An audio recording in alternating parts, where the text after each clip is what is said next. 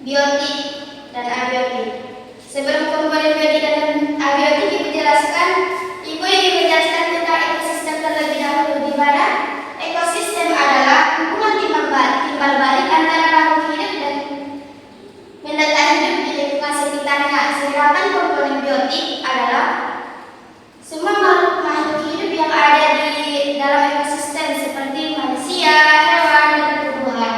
Sedangkan komponen abiotik contohnya yaitu benda tidak hidup yang ada di dalam ekosistem, contohnya air, suhu, udara, dan cahaya matahari.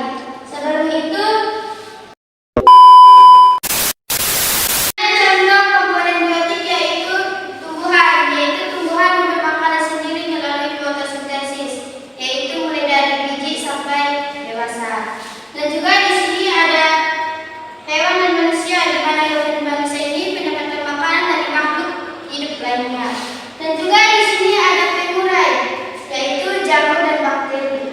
Jamur dan bakteri menguraikan sisa makhluk hidup menjadi zat hara yang menimbulkan tanah. Sedangkan di contohnya yaitu kata ikan, rusa, burung, dan lain-lain.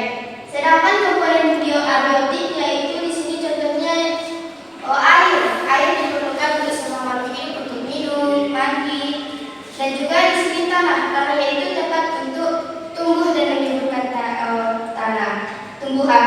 Dan di sini ada cahaya matahari. Cahaya matahari itu sangat penting karena dapat membuat kehangatan dan membantu tumbuhan berfotosintesis dan juga manusia.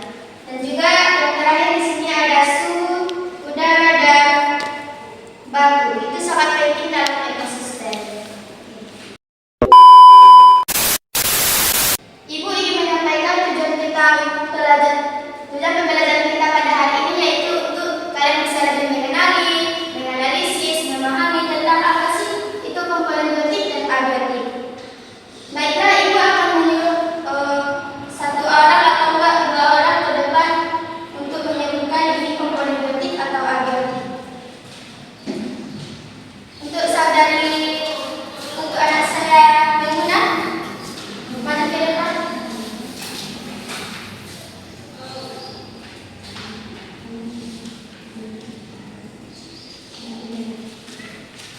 Baik, di sini ada katak yaitu contoh biotik, dan di sini juga ada air yaitu contoh biotik.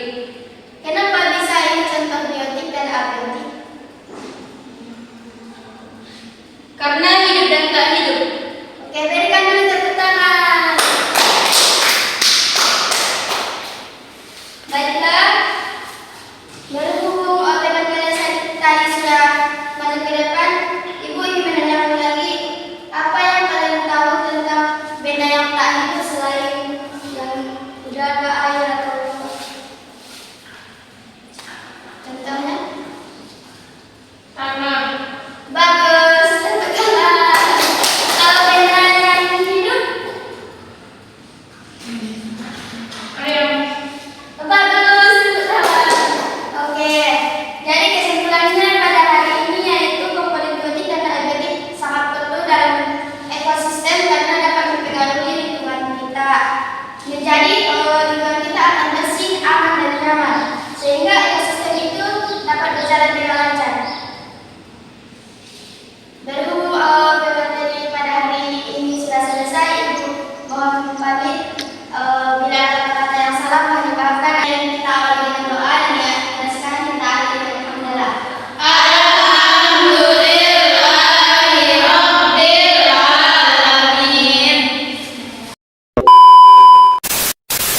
Assalamualaikum warahmatullahi wabarakatuh. Waalaikumsalam warahmatullahi wabarakatuh. I just had to let you know you're